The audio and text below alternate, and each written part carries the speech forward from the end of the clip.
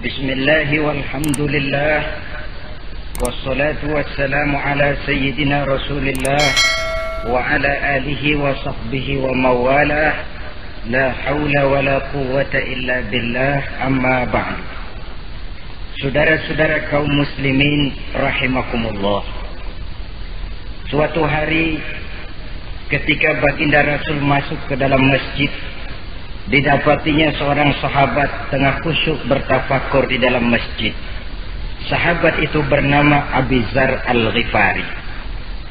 Dihampiri beliau oleh baginda Rasul, kemudian ditanya, "Hai Abi Dzar, begitu khusyuk dan tafakur engkau di dalam masjid, gerangan apa permohonanmu kepada Allah di tempat yang suci ini?"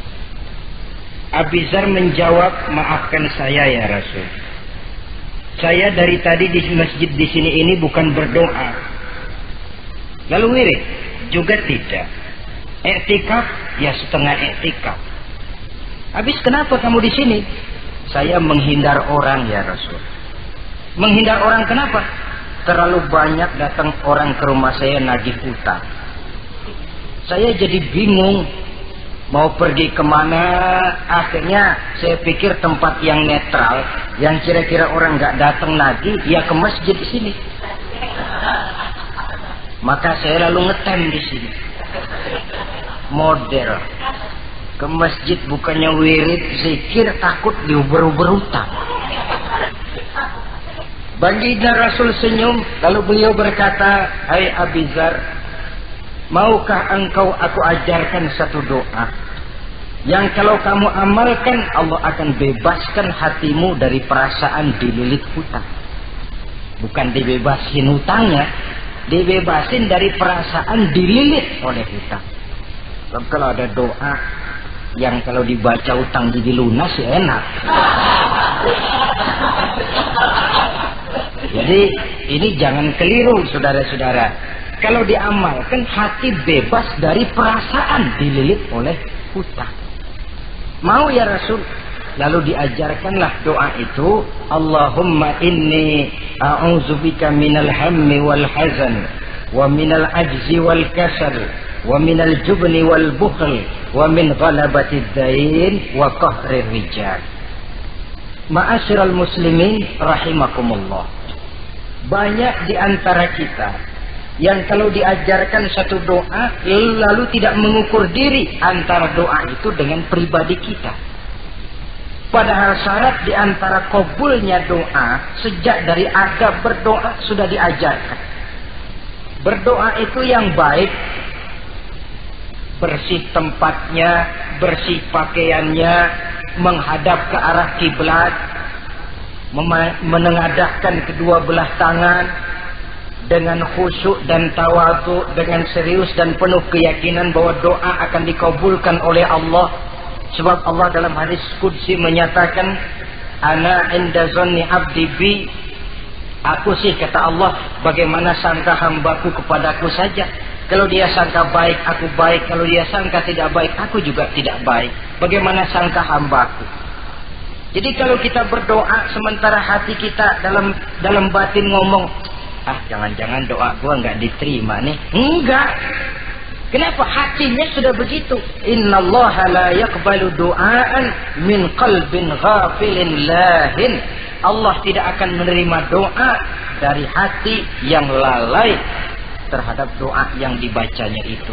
Nah, di antara yang terpenting menyesuaikan doa dengan keadaan pribadi. Jadi kalau kita kerja gajinya 1 bulan 1.000, ya wajarlah berdoa minta rezeki 1.500. Wajar namanya. Yang 1.000 sudah ada modal kerja kita, yang 500 kita minta doa kepada Allah. Saudara hadirin, begitu juga doa yang diajarkan oleh baginda Nabi kepada Abi Dzar.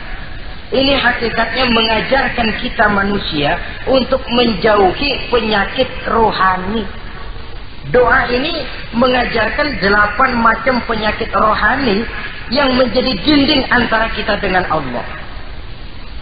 Dan penyakit rohani ini lebih bahaya daripada penyakit jasmani.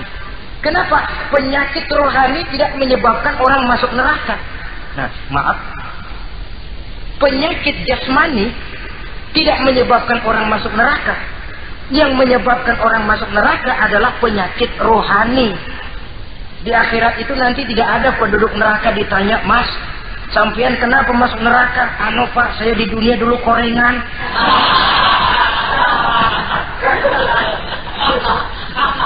Itu korengan, liver, ginjal, darah tinggi, jantung, paru-paru basah, bengek, ampem. Penyakit-penyakit jasmani itu tidak menyebabkan orang masuk neraka. Yang menyebabkan orang masuk neraka penyakit rohani. Apa namanya? Sombong, hasud, dengki, ujub, ria, merasa diri lebih hebat dari yang lain, tidak ikhlas. Itu penyakit-penyakit rohani. Maka di dalam doa yang diajarkan kepada Abi Dzar dan hakikatnya diajarkan kepada kita semua, Nabi menjelaskan 8 penyakit rohani. Saya sampaikan ini pada pertemuan kali ini karena sekarang penyakit rohani jarang mendapat perhatian. Sedangkan penyakit jasmani, anak kita pilek dikit pun sudah berangkat kita ke dokter spesialis anak. Kita pusing sedikit pun sudah berangkat kita ke dokter. Tapi rohani kita menjerit, batin kita menangis. Kadang-kadang kita pura-pura tidak tahu. Apa penyakit rohani yang ada dalam doa ini? Pertama, a'udzubika minal ham. Aku berlindung kepadamu ya Allah daripada sifat ragu-ragu. Sifat ragu-ragu penyakit batin. Apa yang bisa dikerjakan oleh orang yang selalu ragu-ragu? Bahwa sebelum bekerja harus menimbang, itu perlu. Tapi kalau cuma tiap hari menimbang, kapan memutuskan? Orang sudah kemana-mana, kita masih main timbangan. Maka orang yang ragu-ragu hakikatnya orang yang sudah mengubur sebelah kakinya sebelum berangkat. Ya. Iya, tapi kalau kita nanti jadi salah kan lebih baik nggak usah berbuat. Keliru. Salah karena berbuat lebih baik daripada tidak pernah salah karena tidak pernah berbuat. Saudara salah tapi berbuat masih lebih baik daripada tidak pernah salah karena tidak pernah berbuat. Saudara baca Quran salah lebih baik daripada nggak pernah salah karena nggak pernah baca Quran. Gua nggak pernah salah dong baca Quran. Bacanya kapan? Nggak pernah. Ya paham tuh. Oh nggak pernah baca kapan mau salah. Saudara hadirin yang saya muliakan, dan orang sering bilang kegagalan pada hakikatnya adalah keberhasilan yang tertunda. Jadi kalau kita gagal hari ini, besok kita harapkan tidak akan gagal. Gagal besok masih ada hari lusa. Bagaimanapun usaha, kemauan adalah processing. Apalagi usaha untuk memperoleh sesuatu yang bernilai tinggi, bermutu mulia, panjang jalannya, banyak akibatnya, besar godaannya. Processing untuk mencapai sesuatu yang mulia itu prosesnya tidak sekali jadi kayak orang makan cabai. Itu hari dikelekat, itu hari terasa pedesnya. Untuk mencapai sesuatu yang mulia, panjang jalannya, banyak akibatnya, besar godaannya. Tapi bangunan bagaimanapun tingginya harus dimulai dari pondasi pertama. Cita-cita bagaimanapun luhurnya harus dimulai dari langkah pertama yang walaupun kelihatannya sepele, tapi sudah merupakan pondasi ke arah yang lebih tinggi. Kadang-kadang kita ini kan inginnya yang serba cepat. Seolah-olah sesuatu yang mulia itu bisa datang lewat proses simsalabim, abracadabra. Lalu yang kita mau terwujud di depan kita, alangkah mudahnya. Dan dari kegagalan-kegagalan akan lahir pengalaman. Dan pengalaman, kata orang Kulon, experience is the best teacher. Pengalaman adalah guru yang paling bijaksana. Kalau adik kita jalan di tempat licin, jatuh, besok dia lewat situ lagi, gak usah dipesan juga dia pasti hati-hati. Kenapa? Pengalaman. Kemarin gue lihat sini jatuh, sekarang harus hati-hati. Tapi kalau belum pernah jatuh, kita omelin kadang-kadang ngotot. Khawatir banget, sebelum juga jatuh, ngomel melulu gitu.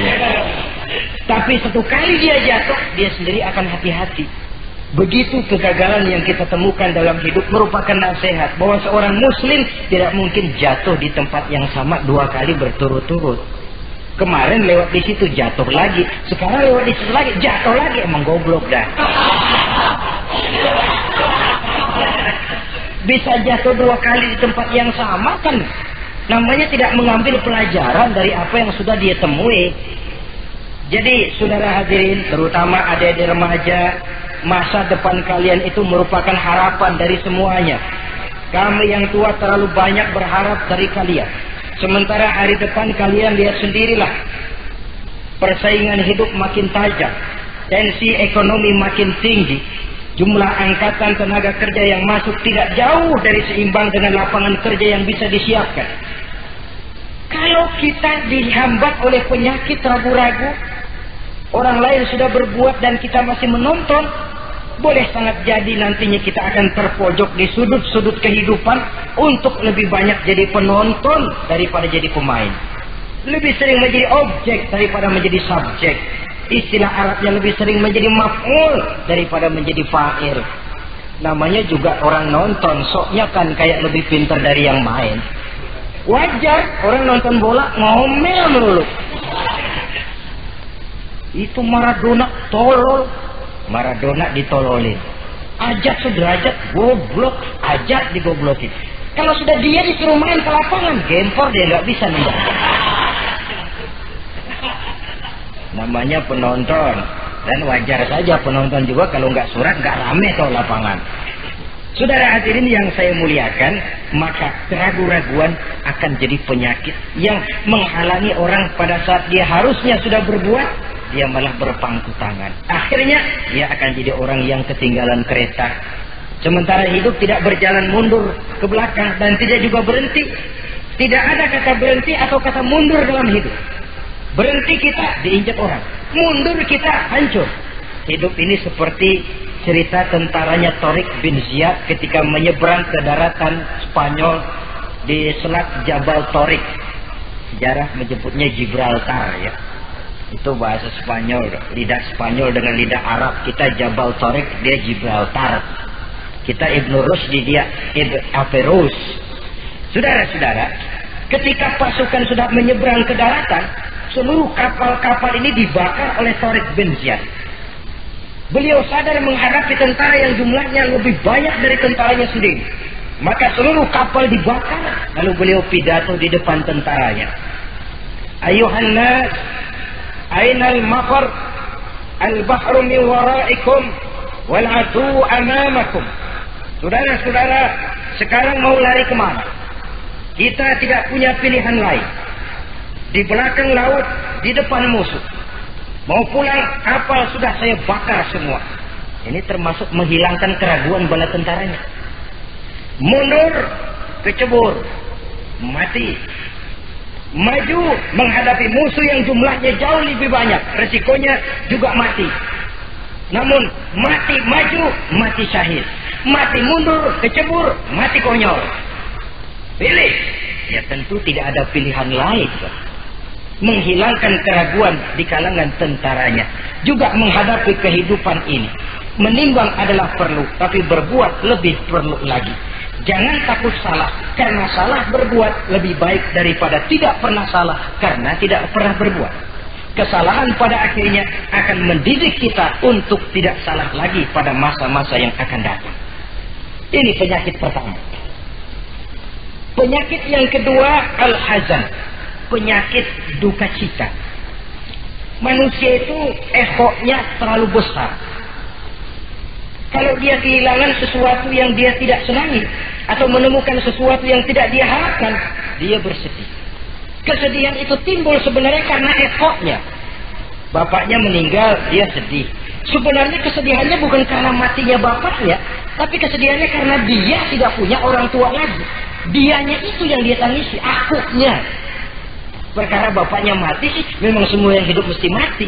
Tapi dia nggak punya bapak, itu yang lebih dia sedih. Akunya ini, egonya manusia itu. Seorang perempuan yang ditinggal mati oleh suaminya, dia menangis. Bukan karena suaminya yang mati, tapi karena dirinya tidak bersuami. Dirinya yang lebih banyak dia tangisi. Ehonya itu yang lebih banyak bicara. Oleh karena itu agama mengajarkan, kata Nabi, ahbib habibaka haunan ma asa ayyakuna baghidaka yawman ma wa abghid baghidaka haunan ma asa ayyakuna habibaka yawman ma. Cintailah apa yang kamu cintai sekedarnya saja, sebab sangat boleh jadi yang sekarang kamu paling cinta besok jadi yang paling kamu benci. Tapi bencilah apa yang kamu benci sekedarnya saja, sebab boleh jadi yang hari ini paling kamu benci besok akan kamu paling cintai. Saudara-saudara kaum muslimin, maka cintailah harta, cintailah kedudukan, cintailah harta benda, cintailah anak dan istri sekedarnya saja, sehingga tidak berurat dan berakar. Sebab kalau dia sampai berurat dan berakar di hati ini, nanti ketika datang saat berpisah, kita seakan tidak mau menghadapi kenyataan. Kita seakan ingin lari dari kenyataan. Tetapi kalau bersifat ala kadarnya, seluruhnya sudah diperhitungkan. Oleh karena itu, untuk mengatasi sifat duka cita ini, kuncinya adalah iman. Siapa sih orang yang tidak pernah sedih dalam hidup ini? Tapi siapa orang yang tidak pernah senang dalam hidup ini? Tidak ada orang yang senang terus dan tidak ada orang yang sedih terus. Dia berganti. Bahkan itulah yang bikin hidup ini nikmat. Coba kalau hidup ini isinya ketawa saja, monoton. Sebaliknya kalau hidup isinya cuma nangis saja, bagaimana rasanya? Tapi ada senyum, ada tangis, ada duka, ada suka. Itulah bumbu daripada kehidupan. Cuma tentu saja saudara-saudara, duka cita yang pada gilirannya akan membawa kebahagiaan, itu yang harus berani kita hadapi. Tapi duka cita yang tidak beralasan, itu yang jadi penyakit. Kaya, sedih, takut miskin, itu kan tidak beralasan.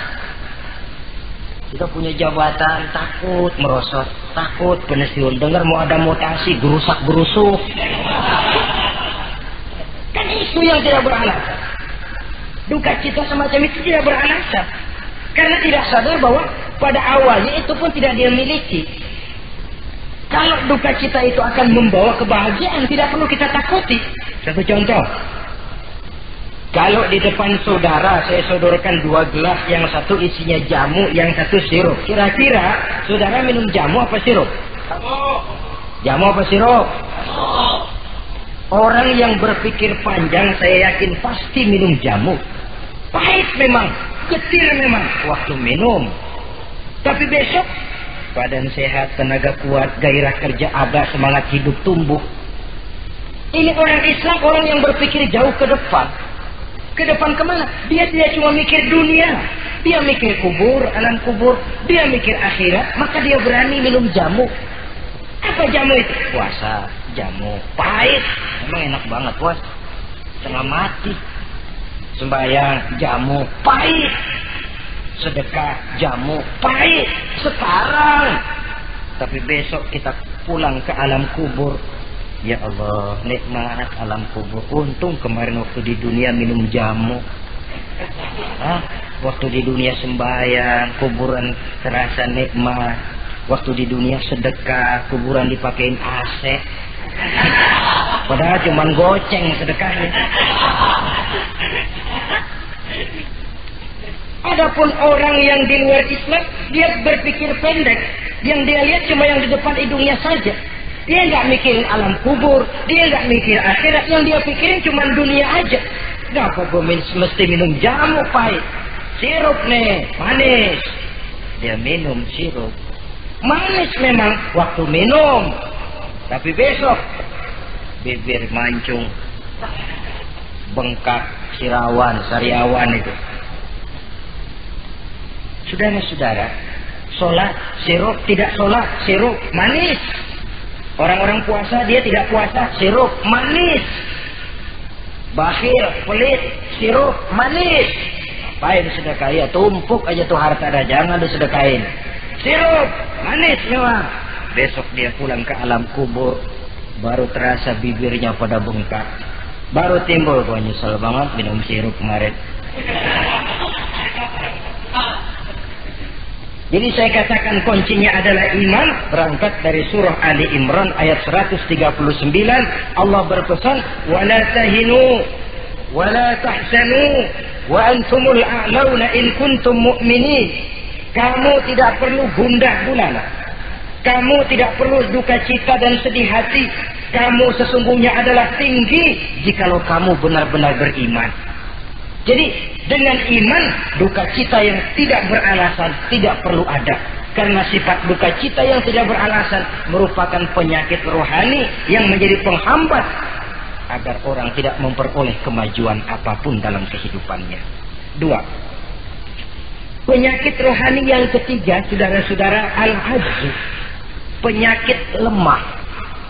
Nabi menyatakan, al-mu'minul qawiyyu ahabbu ilallahi minal mu'minid dha'if. Orang mukmin yang kuat lebih dicintai Allah daripada orang mukmin yang lemah.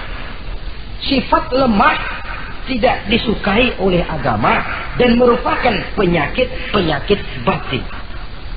Bukan lemah lembut, lemah. Lemah apa? Nah, segala lemah. Lemah ekonomi. Agama mengajarkan kadal fakru ayyakuna kufran. Kemiskinan bisa membawa orang kepada kekufuran. Apalagi lemah pendidikan, dalam arti terbelakang, ketinggalan oleh orang-orang lain. Dan yang paling celaka, lemah iman. Saudara-saudara hadirin yang saya muliakan, imannya lemah. Tidak punya ghirah, tidak punya rasa cemburu terhadap agamanya. Kalau anak gadisnya diusik orang, marahnya 7 lapis langit. Kalau keluarganya diusik orang, bukan main, ngundang orang lain, menyerbu. Itu orang yang coba-coba musik. Tapi agamanya dihina orang, agamanya diinjak-injak orang. Sedikit pun dia tidak punya rasa cemburu, sedikit pun tidak ada rasa sedih. Agama saya ini mau dibawa kemana?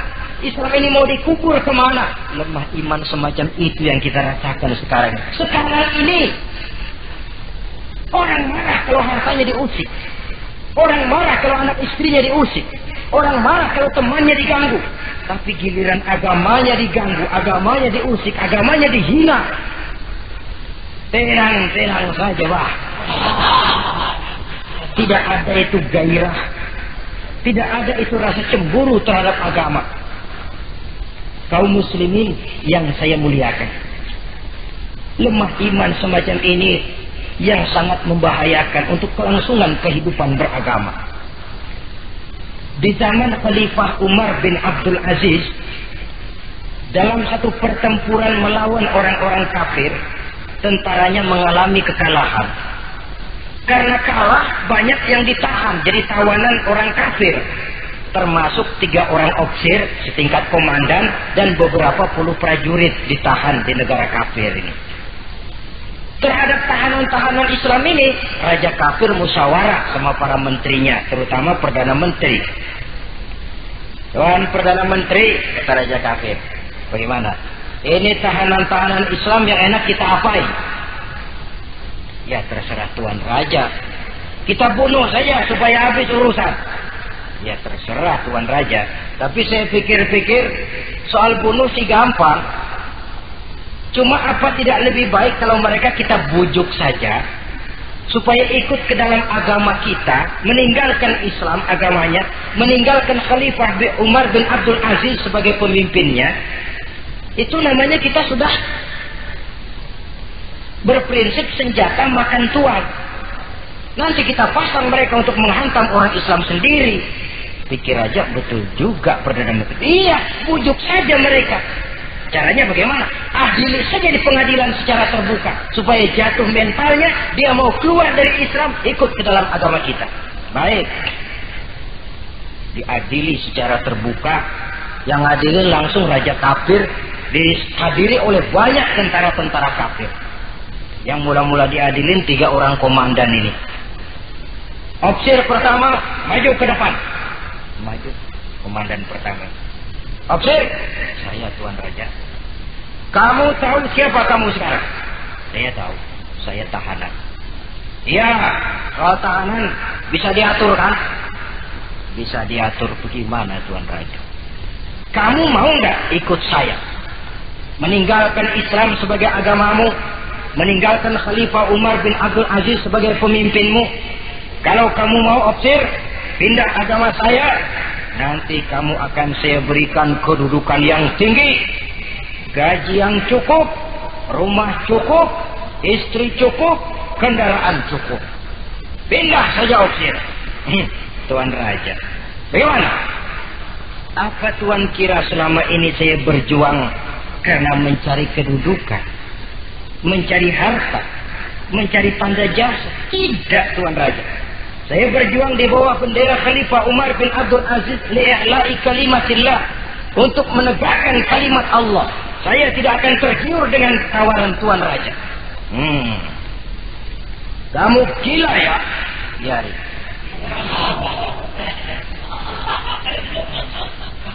Kamu berani dari kemarin. Opsir, kalau kamu tetap dengan pendirian kamu, kamu akan saya bunuh. Silahkan Tuan Raja. Lebih baik nyawa terpisah dari badan, asal iman jangan berpisah dari hati. Gila ini. Biarin. Bunuh. Datang Al-Gojo, dipancung kepalanya, putus lehernya dengan badannya pisah. Jatuh kepala itu ngegelinting ke bawah, muter kepala itu kayak orang tua sambil ngaji baca Quran. Tinggal kepalanya saja, bisa dengan badan masih sempat ngaji. Sampai Raja kafir bingung, minggir, ini ada kepala ngaji. Ayatnya yang dia baca, ya ayyatuhan nafsul mutmainnah, irji'i ila rabbiki radiyatan mardiyah. Wahai jiwa yang tenang, kembalilah kamu menghadap Allah dengan ridha dan diridhoi. Engkau gugur sebagai syahid, tidak tergiur oleh bujukan harta, tahta dan kedudukan. Niatmu ikhlas karena Allah, kembalilah menghadap Allah dengan ridha dan diridhoi. Wadkhuli fi ibadi wadkhuli jannati, masuklah ke dalam golongan hamba-hambaku, masuklah ke dalam surgaku. Di penghujung ayat, matanya tertutup dengan rapat, bibirnya senyum menghadap Allah, gugur sebagai syahid. Raja kafir geleng kepala, dasar santri gila, sudah mau mati masih ngaji. Opsir yang kedua, komandan kedua yang jadi tahanan ini. Kata Raja, opsir kedua, saya Tuan Raja. Kamu sudah lihat temanmu, opsir pertama tadi? Sudah Tuan Raja. Mati kan? Mati. Kamu mau mati? Atau mau ikut saya? Keluar dari agamamu Islam dengan pangkat cukup, gaji cukup, rumah cukup. Bagaimana? Sudah Tuan Raja. Sudah apa? Sudah, jangan banyak omong.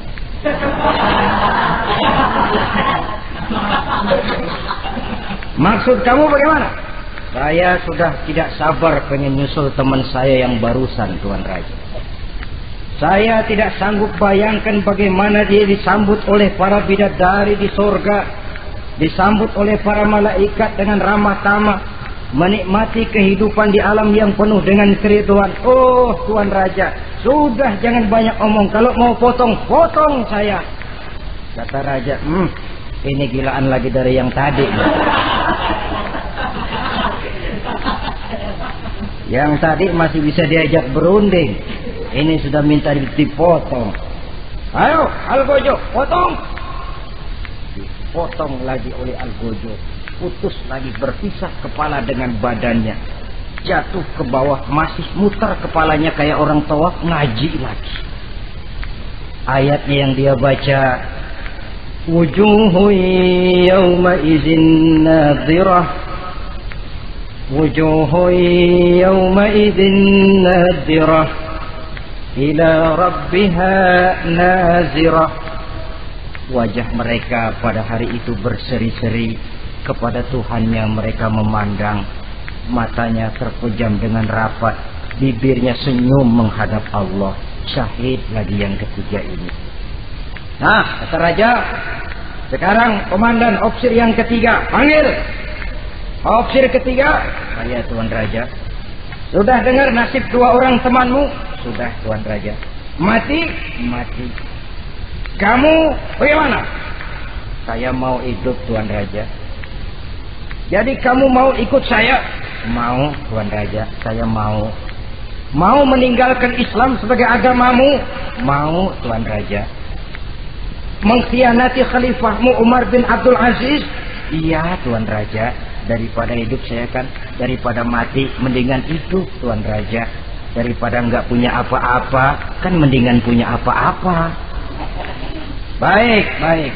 Nanti saya musyawarah sama Perdana Menteri, kamu saya angkat jadi pejabat tinggi. Baik Tuan Raja. Akhirnya Raja musyawarah. Perdana Menteri, saya Tuan Raja. Ini opsir ketiga baik ini, mau ikut kita keluar dari Islam. Kita angkat jadi apa dia? Itu sih urusan Tuan soal angkat mengangkat. Cuman saya pikir-pikir kok aneh Tuan Raja. Aneh bagaimana? Ini opsir ketiga ini kok mau ya meninggalkan agamanya. Mau mengkhianati saudaranya sendiri. Saudaranya sebangsa, setanah air, seiman, sekeyakinan. Hanya karena ditawari oleh kedudukan mau dia khianati. Orang itu kalau sudah mau mengkhianati bangsanya sendiri Tuan Raja, apalagi bangsa lain. Sekarang ini dia sopan sama kita karena kepengen selamat. Nanti kalau ada kesempatan bukan kita yang ditikam dari belakang, senjata makan Tuan. Jadi menurut kamu bagaimana Perdana Menteri? Menurut saya opsir ketiga ini komandan bejat. Masa orang bejat jadi pejabat rusak rakyat? Malah orang dua yang mati itu orang bagus, punya prinsip, punya pendirian, nyawa taruhannya iman tidak goyah. Itu malah kalau bisa yang dua itu dihidupin lagi. Orang punya pendirian, ya hidupin tuh gimana udah kadung mati? Tidak bisa. Jadi yang ketiga ini gimana? Kalau menurut saya yang ketiga ini bunuh saja Tuan Raja. Ngapain miara orang bahaya? Bunuh saja. Bunuh. Iyalah kalau begitu bunuh saja. Betul juga kamu. Sidang dibuka kembali. Opsir ketiga, gimana Tuan Raja? Saya diangkat jadi apa? Kamu nggak diangkat. Nggak diangkat bagaimana? Kamu opsir bejat. Kok bejat? Iya. Agamamu saja kamu mau tinggalkan. Saudaramu sebangsa setanah air mau kamu khianati. Apalagi kami yang orang lain bangsa dengan kamu. Kalau ada kesempatan kami akan kamu tikam dari belakang. Jadi saya gimana? Kamu dibunuh. Bunuh. Tuan Raja. Bunuh. Iyalah bunuh. Tapi saya mau Islam lagi Tadinya saya mau keluar dari Islam, saya pikir dapat kedudukan tinggi kalau dibunuh juga. Iyalah bunuh, tapi saya tak Islam lagi. Terserah mau Islam mau tidak, pokoknya bunuh. Iya, saya mau Islam lagi. Cepat. Iya. Kalau mengucap 2 kalimat syahadat mau Islam lagi, macet lidah. Ayo cepat. Iya Pak. Asyhadu Tidak bisa mengucap syahadat. Ayo cepat. Iya Pak. Asyhadu Tidak bisa. Sampai goloknya al-kujuk keburu sampai ke lehernya. Putus leher itu, pisah kepala dengan badan, jatuh kepalanya ke bawah. Dia bekas orang Islam, masih bisa ngaji juga, cuman ayat yang dibacanya lain sama yang dibaca dua temannya tadi. Ayat yang dia baca begini, afaman haqqat alaihi kalimatul azab afa anta tunkizu man finnar. Orang yang sudah memang akan mendapat vonis azab di neraka, bisakah kamu menyelamatkan mereka dari azab yang sangat pedih? Bertahun-tahun dia berjuang untuk Islam di bawah kepemimpinan Umar bin Abdul Aziz dengan niat li'la'i kalimatillah. Tapi di akhir perjuangannya dia tergoda oleh harta dan kedudukan. Dia keluar dari Islam dan dikala itu ajal datang merenggut nyawa, dia mendapat su'ul khatimah, matinya ke dalam neraka. Na'udzubillah min dzalik. Ini termasuk lemah iman, saudara-saudara, dan itu penyakit yang bahaya. Biar lemah ekonomi, biar lemah pendidikan, kalau iman kuat insya Allah masih ketolong. Tapi biar ekonomi kuat, pendidikan kuat, iman lemah, malah yang kuat tadi akan menghancurkan nilai iman yang lemah itu tadi. Disinilah mabda'nya, berlindung kita kepada Allah dari lemah hati, lemah iman, lemah akidah. Baik, penyakit rohani yang ketiga, wa a'udzubika minal kasal. Aku berlindung kepadamu ya Allah daripada sifat penyakit malas. Malas adalah penyakit batin. Santai perlu, refreshing perlu. Tapi kalau tiap hari santai, apakah kita akan jadi generasi santai? Dan persoalan apa yang bisa kita selesaikan dengan posisi santai? An-Nisa ayat 95 menegaskan, la yastabil qa'iduna minal mu'minina ghayra ulid darari wal mujahiduna fi sabilillah. Orang-orang yang berjuang di jalan Allah tidak sama nasibnya dengan orang yang duduk saja gelenggam, gelohom, ayam-ayam tanpa ada uzur darurat, yang hanya menunggu keajaiban yang turun dari langit, menghitung bintang bertebaran di atas cakrawala. Tidak akan sama orang yang berjuang di jalan Allah dengan yang duduk gelohom, ayam-ayam, gelenggam, menikmati apa yang ada tanpa berpikir meningkatkannya ke arah yang lebih baik. Ma'asyiral muslimin rahimakumullah. Malas berusaha, malas beribadah adalah penyakit rohani yang ditiupkan oleh iblis ke dalam diri sanubari kita. Makin tinggi nilai iman, makin berat bisikan kemalasan itu. Namun kalau kita bentengi dengan bahwa malas kita hari ini akan membawa penyesalan bukan besok, bukan lusa, bukan minggu depan, bukan pula bulan depan, tapi barangkali tahun depan, 5-10 tahun yang akan datang, untuk masa depan yang lebih depan di alam kubur, di alam akhirat. Akibat penyesalan di dunia akan terasa di sana nantinya. Allah telah memberikan hidup. Dalam hidup kita diberikan energi, daya dan kekuatan. Manfaatkan daya dan kekuatan itu untuk berusaha dan bekerja. Allah tidak suka kepada orang yang bermalas, berpangku-pangku tangan, menunggu keajaiban dari langit sambil berleha-leha.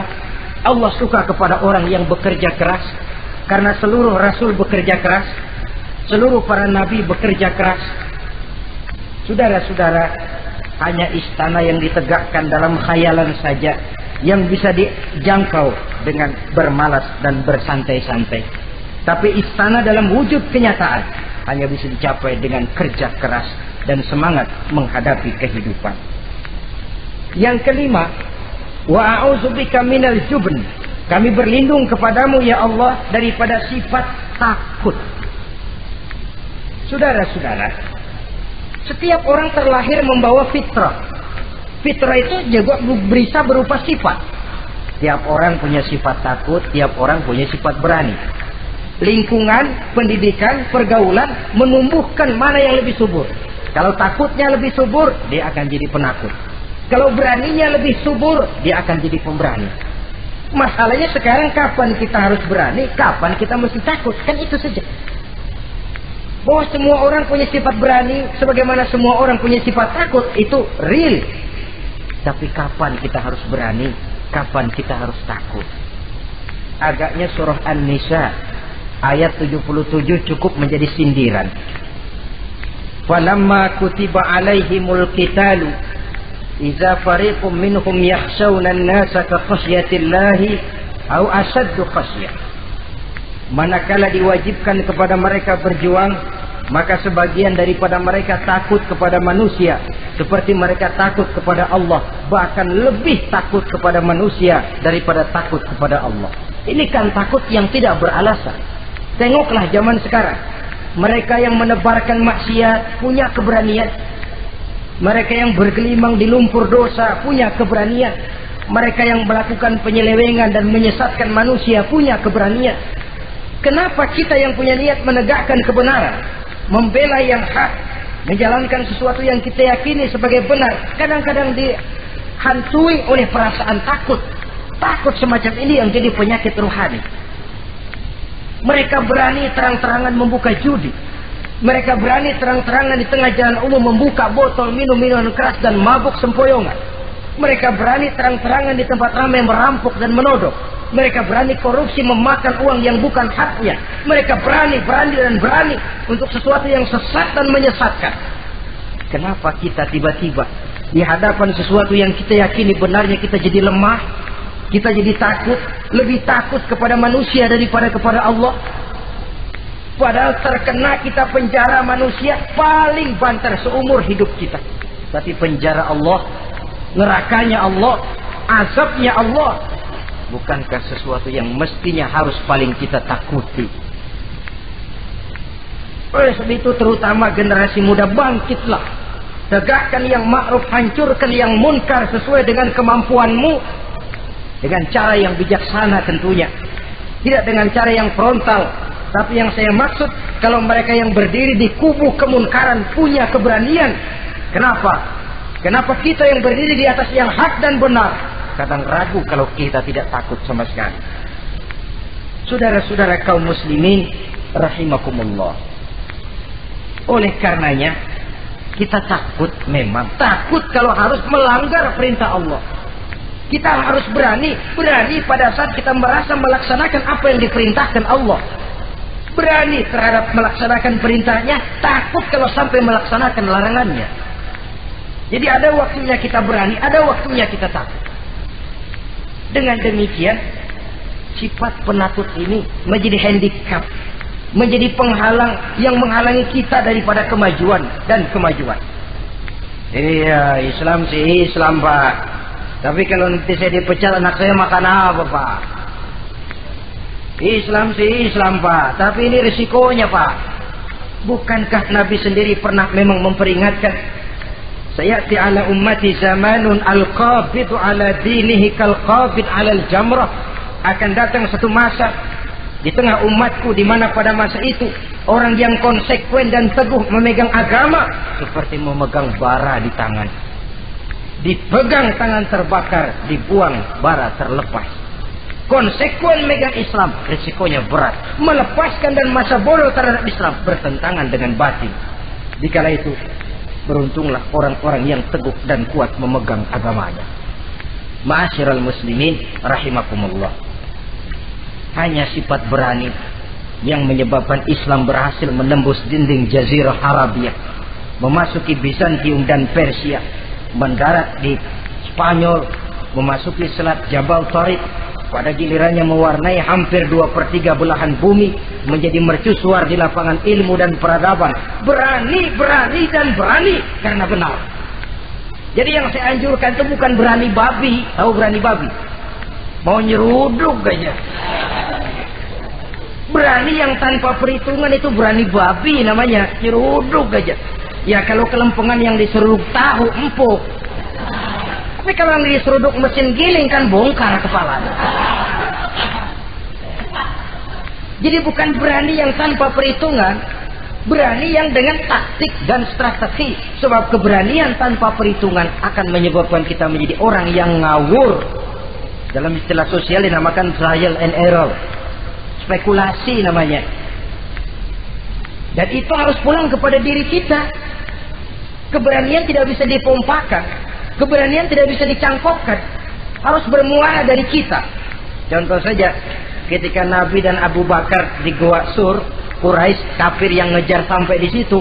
Kalau mereka nengok ke bawah, Nabi akan kelihatan. Abu Bakar sedikit grogi. Nabi tampil dengan mantap. La takhaf wa la tahzan ya Abu Bakar. Innallaha ma'ana. Abu Bakar, kamu tidak usah takut. Kamu tidak usah khawatir. Allah bersama kita. Keberanian timbul. Karena yakin ini jalan Allah, yakin Allah pasti akan bela. Ya, keberanian itu nggak bisa dicangkokin. Nggak bisa cuma teriak, saudara-saudara, jangan takut, Allah bersama kita. Mulutnya. Tapi kalau hatinya juga perang. Apa iya? Itu sudah tertarung di kaki sendiri. Jadi memang harus ada variasinya. Ibarat pepatah, tukang joget yang baik ngerti irama gendang. Kalau kita terlalu keras, gampang dipatahin orang. Kalau kita terlalu lemah, diinjak terus. Mestinya tahu kapan mesti keras, tahu kapan mesti lemah lembut. Saudara hadirin yang saya muliakan.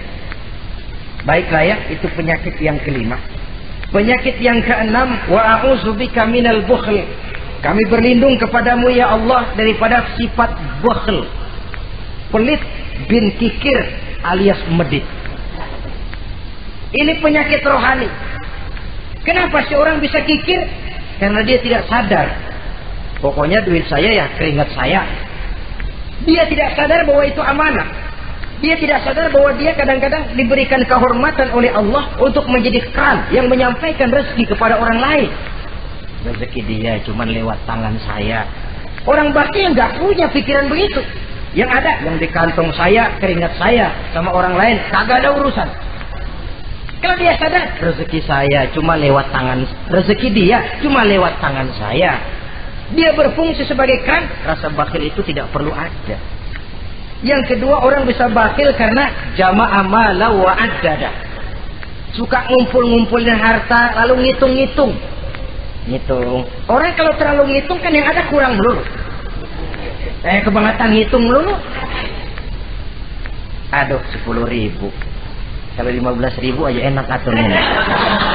Dapat 15.000, tanggung dikit lagi. Kalau 20 aja cukup dan nih.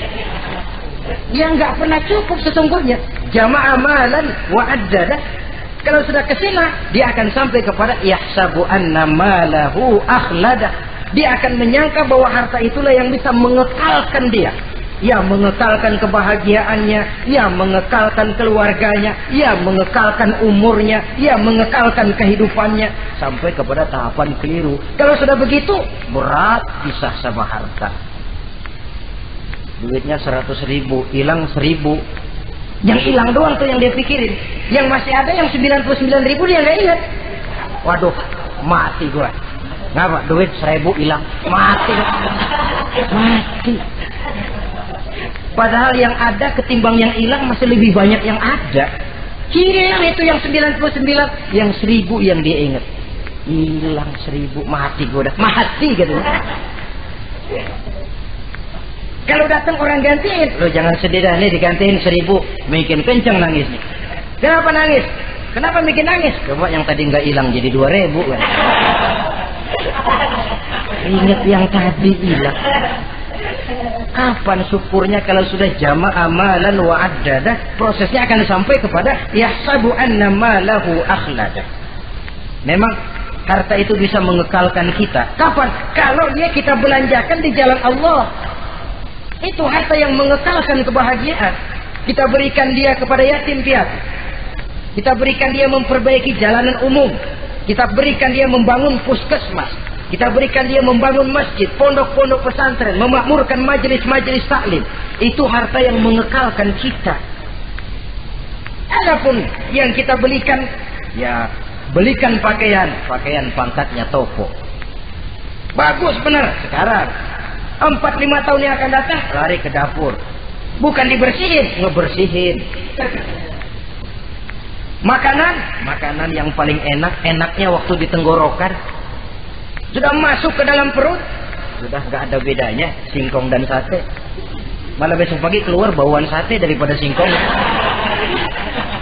Bedanya makanan cuma di kerongkongan saja. Saudara hadirin yang saya muliakan, jadi kalau sadarlah kita bahwa karunia yang datang itu memang amanah Allah, kenapa harus bakhil? Bahwa rezeki orang harus lewat tangan kita, kenapa harus mengelak? Tidak ada orang jatuh miskin karena dia dermawan. Tidak ada orang jadi susah karena banyak menolong orang. Karena mungkin keberkahannya yang penting itu. Dia menolong orang, orang tidak bisa membalas, tapi Allah membukakan jalan lewat jalan lain yang tidak dia perkirakan sebelumnya. Ma'asyiral muslimin, apalagi kalau orang itu adalah orang yang dekat dengan kita. Maksud saya ibu bapak kita. Oh, itu balasannya paling kontan. Berbuat baik kepada ibu, berbuat baik kepada bapak. Ada rezeki sedikit, belikan makanan yang disenangi orang tua kita. Pak, ibu, alhamdulillah ada rezeki. Ini makanan kesukaan bapak, ibu. Menurut kita sederhana, sepele. Allah akan balas itu paling kontan lewat jalan yang tidak kita sangka-sangka. Ibu bapak, yatim piatu terutama juga. Saudara kaum muslimin rahimakumullah. Oleh karenanya, sekali lagi tidak ada orang jadi kaya karena dia kikir, pelit. Kenapa sih tuh orang jadi miliuner? Oh, dia dari muda pelit banget. Tidak ada. Dan tidak ada orang jatuh bangkrut karena rajin sedekah. Kata Nabi, inna shadaqatal mar'il muslim tazidu fil umri wa tadfa'u mitata su'i. Sesungguhnya sedekahnya seorang muslim bisa menambah panjang umur dan menyelamatkan orang dari mati secara su'ul khatimah. Panjang umur bisa artinya jumlahnya tambah, bisa berarti walaupun orangnya sudah mati, namanya tetap hidup dikenang orang kebaikannya. Itu pun panjang umur namanya. Namanya tidak hancur, walaupun jasadnya hancur masuk ke dalam tanah dimakan oleh cacing tanah. Namanya akan hidup terus, bahkan ditulis dengan tinta emas dalam sejarah. Bakhil, pelit adalah penyakit batin. Dokternya agama dan kemauan diri merubahnya dengan sadar bahwa karunia adalah amanah. Ini penyakit bakhil nggak bisa ke rumah sakit, ke rumah dokter medis. Dokter, saya punya penyakit pelit, bagaimana ngobatinya? Suntik. Tidak bisa. Suntiknya adalah agama, saudara-saudara. Yang ketujuh, wa min ghalabatid dain inti doa. Saya berlindung kepadamu ya Allah, jangan sampai ada perasaan dililit utang. Bahwa kita hidup tutup lubang, gali lubang itu biasa. Tapi kalau gali terus nggak pernah nutup, ini mau kejeblos namanya. Ngutang lalu nggak bayar-bayar, namanya gali lubang, nggak pernah nutupin. Bahkan Nabi pesan, alaikum biddain fa innahu hamun billail wa dani'un bin nahar. Kalau bisa kamu nggak usah ngutang. Kenapa? Utang itu siangnya bikin kita takut ketemu orang, malamnya bikin kita susah tidur. Coba lah kalau nggak bisa ngutang, berabe, malam nggak bisa tidur, siang takut ketemu orang. Jangan kepergok nih, belum ada duit buat bayar. Jangan ke sono, takut ketemu. Jangan kemari, takut ketemu. Akhirnya nggak kemana-mana, ngumprak di rumah. Tetapi adat hidup, saudara-saudara, apalagi kita yang ekonomi menengah ke bawah, biasa adat hidup itu tutup lubang gali lubang, saling menerima, saling memberi. Tapi yang diajarkan oleh agama, oke, gali lubang silakan, asal bisa nutupin. Kalau tiap hari gali lubang dulu, kan kejeblos akhirnya. Oleh karena itu, apalagi hutang ini menyangkut hukukul adami, hak manusiawi. Itu di akhirat nanti ya, taubatnya lebih sulit. Kalau saudara dosa kepada Allah, taubatnya cuma 3 syaratnya. Nyesel, berjanji tidak akan mengulangi, meninggalkan perbuatan jahat. Tapi kalau menyangkut hak manusia, syarat taubatnya 4. Saudara mencuri sendal, syarat taubatnya nyesel, berjanji tidak akan mengulangi lagi, meninggalkan perbuatan mencuri, lalu yang keempat sendal orang pulangin. Atau minta maaf dan minta ridho dari yang bersangkutan. Sebab ini menyangkut hukukul adami, hak manusiawi. Nggak bisa saudara nyolong sendal, taubat langsung kepada Allah, taubat Tuhan, nggak lagi-lagi nyolong sendal. Tapi sendal orang dibekap terus, ya belum. Nah termasuk masalah hutang ini. Ma'asyiral muslimin rahimakumullah. Jadi silahkan gali lubang, asal ada kemungkinan untuk nutup. Dan pada saat kesempatan untuk nutup datang, tutup dulu supaya besok bila bisa gali lagi. Dan kita kadang-kadang kalau ngutang begitu datang rezeki aja giliran mau bayar, rasanya kan berat. Masih ada keperluan lain. Datang yang lagi anu aja bang, tar. Datang lagi sok. Datang lagi tar. Datang lagi sok. Kalau tar sok saja, nembak terus, ya kapan-kapan mau kita bisa tutup itu lubang. Ma'asyiral muslimin rahimakumullah. Yang terakhir, penyakit batin, waqah rijal. Kami berlindung kepada-Mu ya Allah, jangan sampai kami hidup di bawah bayang-bayang orang lain. Jangan sampai kami hidup di bawah pengaruh orang lain, hidup disetir orang lain. Badan merdeka tapi jiwa budak. Badan merdeka tapi mental budak. Kita hidup jadi robot. Kemana saja yang nyetel arahkan, ke situ kita berangkat. Hidup tanpa prinsip. Rijal, hidup jadi bayang-bayang bagi orang lain. Alangkah tidak nikmatnya. Kehilangan kepribadian, tidak punya sikap mandiri. Itu pun penyakit rohani. Karena pada akhirnya nilai kita ditentukan oleh kepribadian kita. Kebesaran tidak bisa dengan nyempeng kepada orang lain. Kekayaan tidak bisa dengan mengakui leluhur. Pribadi kita, sepanjang kita masih hidup di bawah bayang-bayang orang lain, sepanjang itu kita tidak akan pernah punya kepribadian. Dan bila kita tidak punya kepribadian, maka orang tidak akan pernah mencatat kita dalam kehidupan ini. Nah, inilah pertemuan kita yang singkat, mudah-mudahan ada manfaatnya. Terima kasih dan mohon maaf. Wassalamualaikum warahmatullahi wabarakatuh.